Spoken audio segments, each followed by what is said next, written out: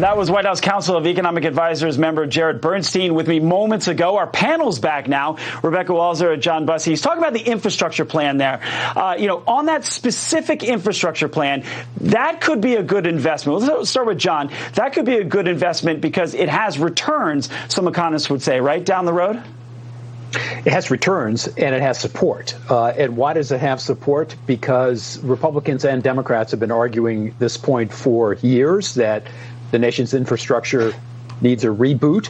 And when those jobs begin to cycle into districts across the country, those districts are going to be Republican and Democrat. I think what the president has to be concerned about is the Democratic Party, which you're going to see some resistance on the progressive wing of the Democrats, worried that other social issues are not being advanced with the same pace as the infrastructure bill. And so you're going to see some speed bumps in the House of Representatives. Right. We also talked with Jared Bernstein there about inflation. And Rebecca, I want to send this to you.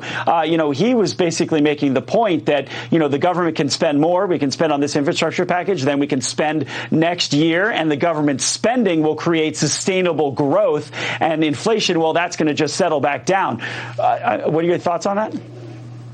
I think it flies in the face of basic economics. I think we have to go back for just a second and realize and put this in perspective. If you look at October of 81, that's when we first hit $1 trillion of federal debt. And from 81 all the way through February of 2020, we're at about 28 trillion. Between the CARES Act, the HEROES Act, and the ARP Act that were passed in March of 2021. So from March of 2020 to March 2021, that's about $6 trillion of stimulus that was passed to fight Corona. And then you have the Fed buying $120 billion a month, which is another $1.3 trillion. So that's it's almost $8 trillion that we've passed in 15 months when we took literally almost 40 years to get to 28 trillion. So we need to stop with the government stimulus. I'm for bridges and roads and infrastructure, but I'm not for every other thing that they're adding to this bill, Ed, that will make us have more debt that we're already saddling our grandchildren with. We need to take a reality check here and say, wow, where is this money coming from? Because as to your point with him, money does not come from the government. The government is simply a wealth transferer from those that create wealth and income to those that don't. And so the government here adding another, more, and when they're talking about 3.5 trillion coming after this, we need a reality check here.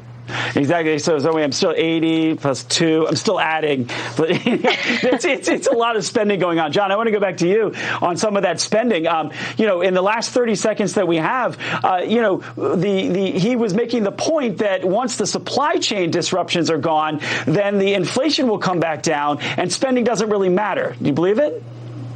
Well, he didn't say spending doesn't really matter. He said that inflation will come down. Right. Spending always matters. We had our largest ever annual deficit under the previous administration. So this has been several years of spending because of needed on the pandemic. Mind you, also revenues to the government went down after 2017 as a result of a substantial corporate tax cut. Right. So these are all issues that the government's going to be wrestling with. And they're going to be wrestling with the fact that they're doing this in the face of a public health crisis that's not over. Yeah. And so you see that John, now in rising cases across the country. I appreciate it. Great point. Unfortunately, the end